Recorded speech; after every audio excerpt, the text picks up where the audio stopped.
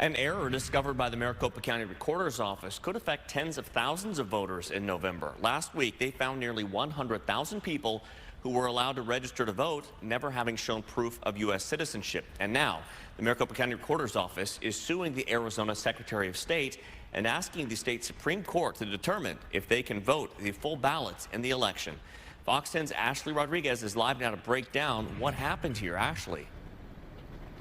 This error happened in every county across the state since 2004, 2 decades. Now, the problem, it's an easy fix. The MVD needed to recode their software. In fact, they already did that. The problem is fixed. But the question is now, how do we treat those 98,000 people before the 2024 election? That's just 48 days away. This isn't a comfortable position to be in by any stretch. Arizona Secretary of State Adrian Fontes says he will respond to the Maricopa County Recorder's lawsuit on Wednesday.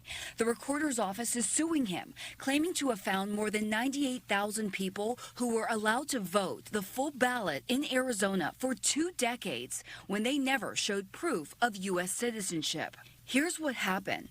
If a driver received a license prior to 1996, there was no proof of citizenship in the Motor Vehicle Division records. Since 2004, Arizona requires a voter provide documented proof of citizenship.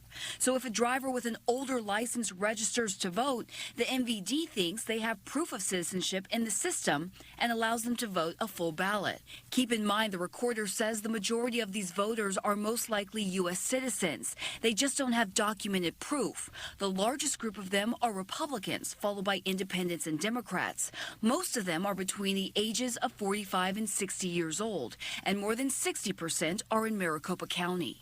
The Recorder's Office wants these 98,000 people to not be allowed to vote on a full ballot, which includes federal, state, and local elections, but instead a federal-only ballot, which only includes the president, U.S. Senator, and U.S. House of Representatives. Every single one of these voters has met the minimum criteria in swearing an affirmation under penalty of perjury that they would have to do to vote in every election across the rest of the United States of America.